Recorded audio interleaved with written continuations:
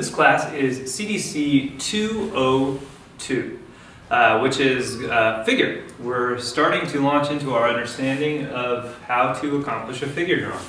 Now, while in the long term we're going to follow a process that's very, very similar to what we have done previously in term 1, there are going to be some slight modifications that we make to allow us to handle the complexity of working from a model and adjusting to all of the shifting and sort of understanding what we see.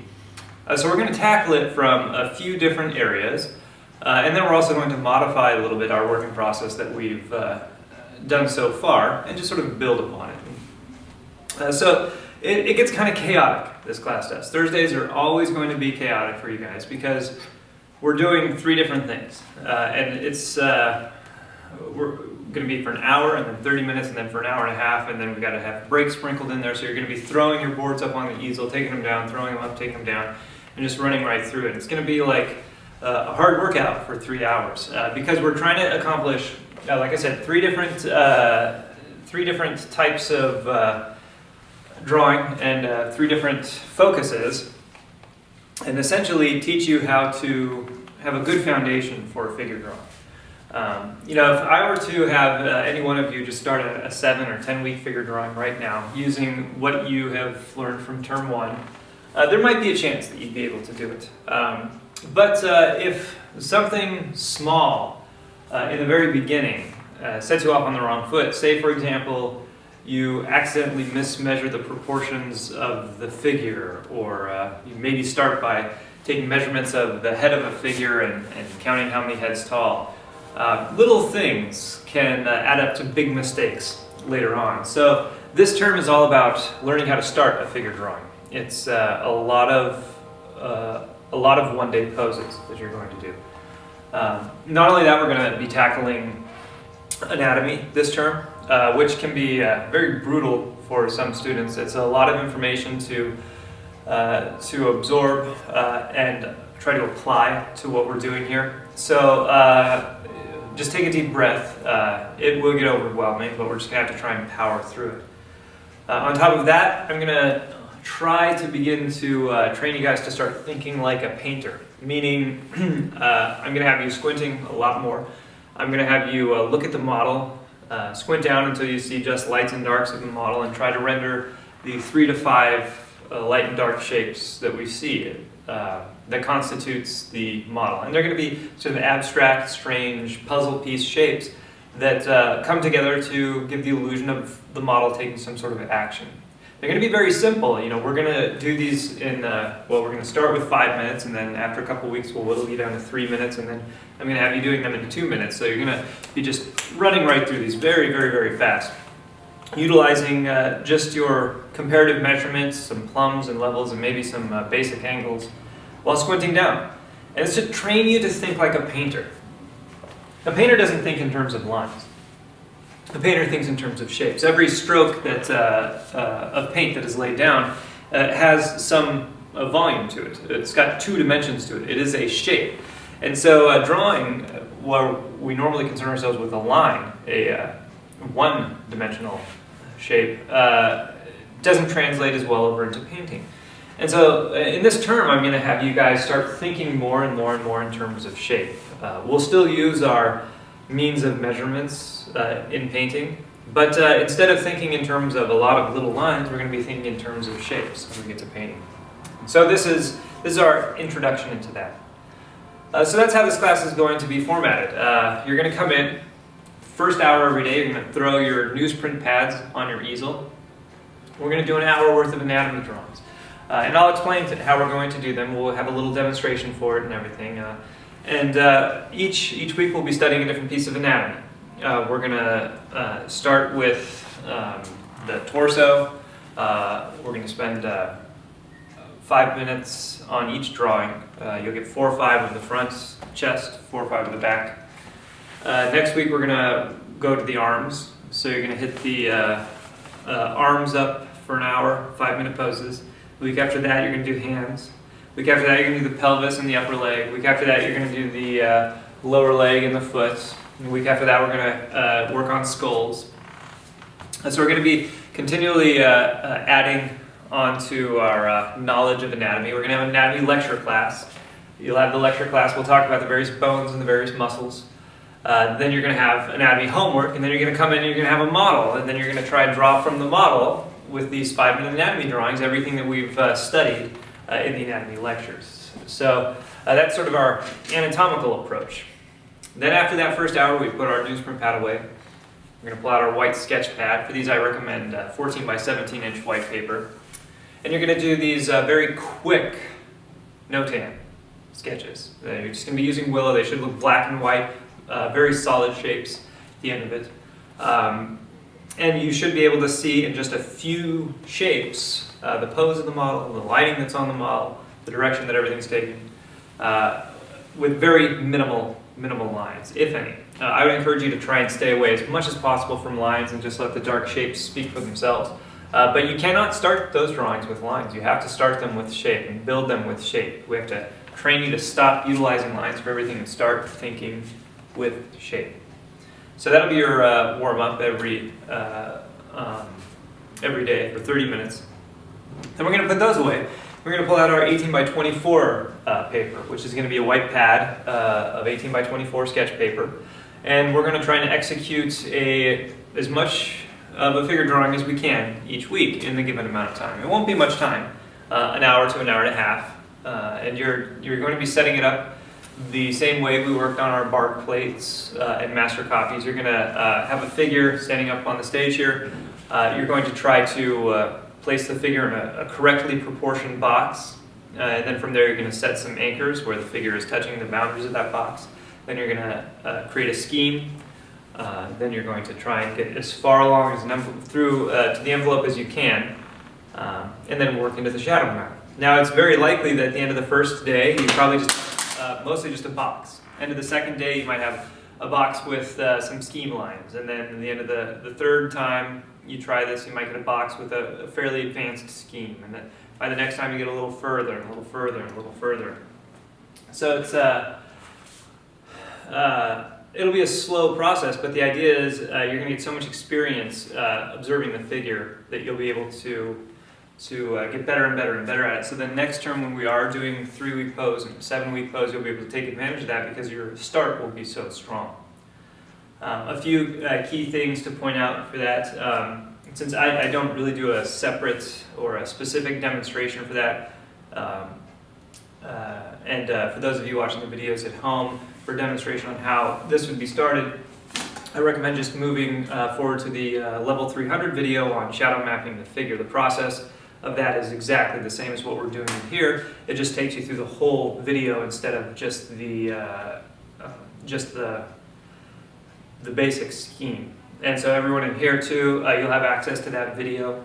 So I'll make it available to you, and you need to go online, hopefully sometime this weekend, and watch that process. It's a very clear process. It should be logical and make a lot of sense with what we've done all last term. The difference is from what we've done last time is we have to concern ourselves first with placement. Now, the traditional academic standard is that you place the bottom of your figure box where the toes or the feet are 1 inch or so from the bottom of your page. You place the head 1 inch or so from the top of the page, and this is of an 18 by 24 page. And then those are your set standards, and then you have to figure out how wide your box has to be to make it fit into that. Now keep in mind, you may not be able to use sight size, depending on where you're standing. If you're too far away from the model, or even if you're on a horse in front and can't step back, sight size is going to yield a figure that's far too small. It'll be 12 inches instead of, we need it to be about 22 inches tall. So you're going to have to come up with other means besides sight size to figure out how to fit it to our standard. You can't just say, oh, I can only use sight size, and so I have to do a really tiny figure. That's not going to work. If you're going to be spending 7 weeks on a drawing and you do a figure that's this small, you might not be able to render out all the anatomy and the features that we need in the end. So we have to get you geared up for working on a decent sized figure. And so you're going to have to use comparative measurement. And to do that, we'll see it in class here, but this is the only video you're going to have to think about that starting point. So review this as much as necessary. But we have to consider our page. So if this is an 18 by 24 page,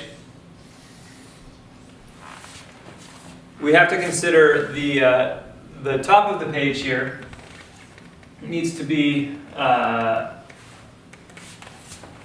vertical. So we have to have a vertical placement. We don't want a horizontal placement, especially if we're doing a seated or standing figure.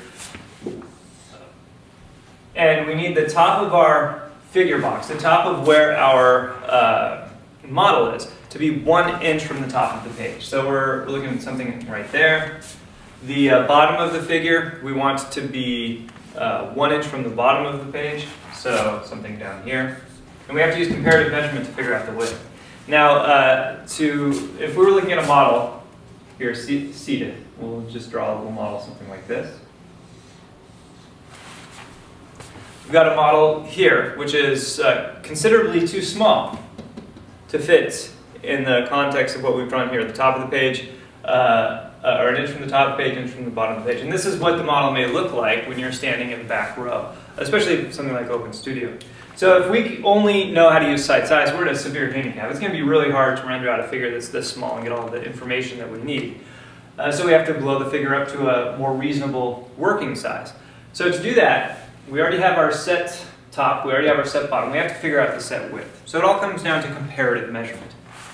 A lot of students really like to use the head for a comparative measurement. And then they take a measurement for the head and then they count down, see how far down the head is, and then they see how wide the body is, so how many heads wide it is.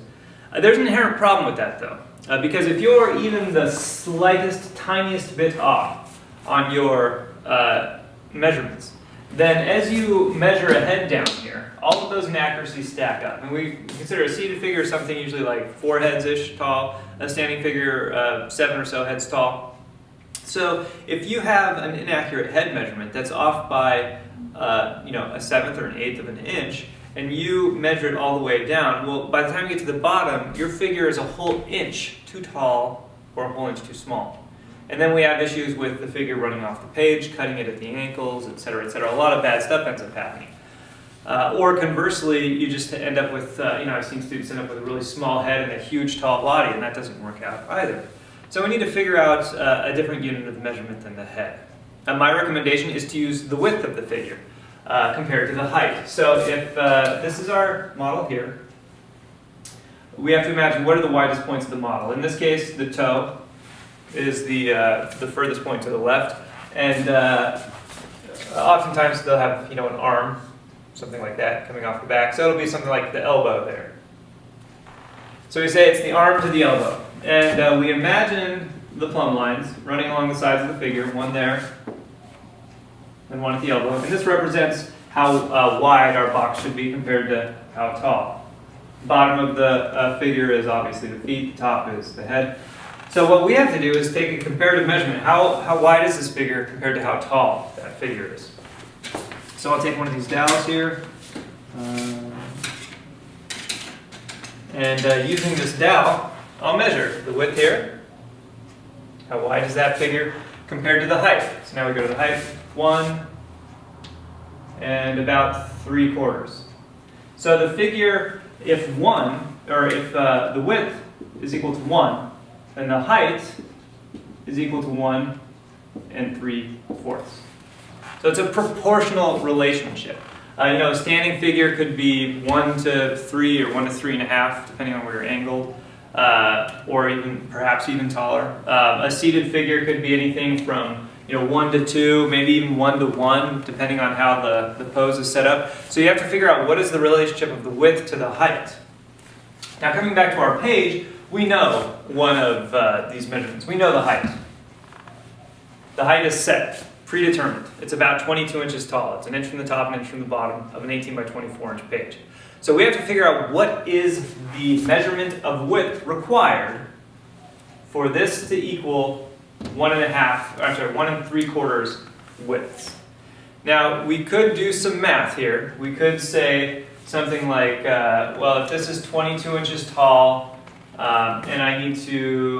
and the width is 1, and the height has to be 1 3/4. So that we could use an algebraic equation to figure out what the actual inch measurement would be. And so I've seen people do that and then pull out the rulers and etc. And so usually, sometimes it works out for them. Sometimes they miss their math and it doesn't. But there's a more simple way we can just flow right through this. And that's going to be to just use our best estimation of what unit would yield 1 3/4 tall. So we'll just, some trial and error here. So I'll estimate that something like maybe this is the length I need to be of a width to yield the height that I need. So I'll try it. 1, 2, no. So it's maybe 2 1/6. So that's not right. That'll make a person that's too narrow. So let's make this width measurement a little longer. Try this again. 1, closer. That's actually almost there. Maybe just a hair bigger. So try 1, and that's about 1 3/4 right there. So that means that this is the width I need.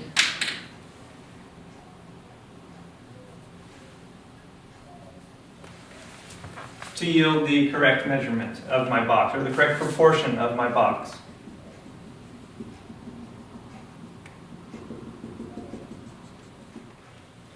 From there, it's a simple matter of locating where your anchors are on the figure, and then from the anchors, creating a scheme. We would locate the anchors in the same similar way. We would say something like, okay, where is this elbow at in relation to this whole height? Well, I could count widths. I could say, okay, well, if that's a width, then that's about 1 width high. So I can use the width as my unit of measurement. We keep using the width as our standard unit of measurement as much as we can, because we're saying in the beginning that that's correct. So with that width, we've placed our anchor. We could also use a comparative measurement of height to width. So something like, okay, well, 1, 2, yeah, it should be a little higher up than the midway point, which it is, so that works. Then we find our next one. Well, this one's pretty easy. The toe is at the bottom left hand of the screen. So we can stick our page, so we can stick our anchor right there. And then we would triangulate between the 2 points. We take an angle on the model between the toe and the elbow, and then we'll slide it over to our drawing, and the angle should match between our 2 anchors. If that angle is not the same, then it means we did not place the anchor correctly. So we'll use this comparative measurements to figure out where we're placing each anchor, and then we use angles between all those anchors to fine-tune their placement. If you've gone to all the work to do that, and they're accurate, and you've taken angles between everything and it's lining up, comparative measurements between everything is lining up, it also helps to take an angle between the corners of your box. Even though that's technically going to be a background measurement, you can still take an angle here and make sure that the corners line up. If you've done all of that and obtained correct anchors and a correct proportional box, then everything else should be relatively easy. We just have to always use the width as our unit of measurement for larger measurements and just be triangulating off of our anchors. Then we can find any point on the model. So that should be relatively straightforward. When you're going to advance further, and you're going to try and get the next stage after your basic scheme done. So say something like, we'll just imagine that I've measured here, but a scheme something like that, and then maybe a little sliver there. So if that's my basic scheme of the figure here, we have a couple options. We can advance forward and start carving each of these lines out into a couple more lines, just like we did last term, slowly whittling away each line and breaking it into 2 more lines and just work our way around the figure. Or we can move towards the interior of the figure. Now the recommendation is usually starting with the torso, figuring out where the shoulders are, where the front, in this case front of the stomach is, where the model is seated on the chair, or some bottom point along the pelvis there, and then where the back is, ignoring all limbs, and figuring out where this box should be placed in the context of your own scheme, something like this, and carving out the torso from there. So we scheme out the torso just as we would a normal drawing, and then start to carve it out and get the shape of the torso from there. Why would we do that? Why would we jump from an overall scheme to just the torso? Well, it largely has to do with the fact that we're dealing with a living, breathing person that has to shift and move and keep their balance. So, for example, even something like this, if a model has their hand back on the stool, it's very likely that sometimes you're going to see a bit larger of a negative space, sometimes their hand might be a little lower, sometimes their shoulder might be rolled back a little. All of these little subtle changes are going to keep happening. And some models are really good and they're like a statue, but that's rare. Most people have to do a little bit of moving and a little bit of shifting. So in a case like that, if we're using the elbow as an anchor, or the feet as an anchor, or the head as an anchor, or the hair especially as an anchor, those things can move quite frequently. What doesn't move nearly as much is the torso. The torso, even if it shifts in position, the relative shapes on the torso are going to stay pretty similar. Torsos don't, the model controls the twisting and bending of the torso typically much better than the subtle twisting and bending of arms and limbs. So if we can use our box, anchor, and scheme to really quickly get to an accurately placed and accurately proportioned torso, then we can carve out a torso and eventually build limbs onto it from there, thereby increasing our chance of success, because those limbs are almost always going to change. So it wouldn't make sense to say carve out the foot down here, or carve out the hand over here, and then realize that because of how it shifts later on, you either have to erase it and do it over, or it's shifted in such a way that you're going to have to move the torso, and then the rest of the limbs don't make sense. Students have run into problems by developing the feet and the hands, or the outermost points, first, and then working inward, because then when they work inward, they notice, well, now the arm is too long to fit into the torso, and the leg is too short, or vice versa. So we always want to work radial. We always want to establish our center, get our torso nice and strong on there, and then as time permits, we just work further and further and start to get some limbs added on. And last, you'll focus on the head. I don't want you guys doing any heads at all in this term. I want you working just on the figure. And don't even bother boxing in the head or carving out any head shape. Just ignore the head for now. The head will naturally carve itself out of the scheme. You don't have to worry about it. I don't want you using a head as a unit of measurement, because ultimately that'll throw off your proportions. You can use it as a check. You can check the head against other stuff, but I never want you to be using your head measurement to obtain other measurements. You're always using your anchors and your box to obtain those measurements. Now, anchors that you obtain on the torso here will be more solid than anchors like an elbow that are floating and changing. So ideally, we want to get through this initial box and scheme as quickly as we can, but accurately, so that we can get into the torso and start making some permanent decisions. The torsos are our real anchor for everything else that we measure against. And that's why I want to encourage everybody to do a lot of practice with this, because ultimately our goal is to get you to be able to pass through the box anchor scheme stage and start working on placing your torso in the first 20 minutes sitting with the model. That way when the model comes back, if something's a little off, we can still compensate for it. And that's one reason why you guys have so many chances to practice this term, so that when we get to the long poses next term, you're able to make some really positive, accurate statements right in the beginning and get through that quite quickly, so that we can really focus on the more stable positions of the body.